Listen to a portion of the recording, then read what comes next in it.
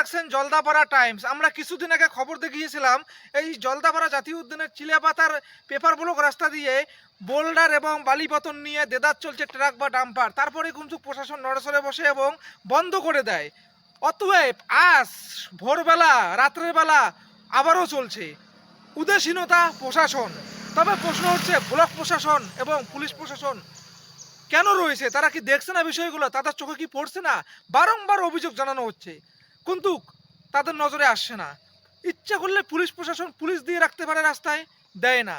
দরকার দেখাশোনার দায়িত্ব পুলিশের, সেই সব জায়গায় কিন্তু দেখাশোনা করছে না। মুখ্যমন্ত্রীর কড়া নির্দেশ। আমরা বলেছি গ্রামীণ রাস্তা দিয়ে বড় ট্রাক যাবে না। পুলিশ অনেক সময় ছেড়ে দেয়, পুলিশের একাংশ।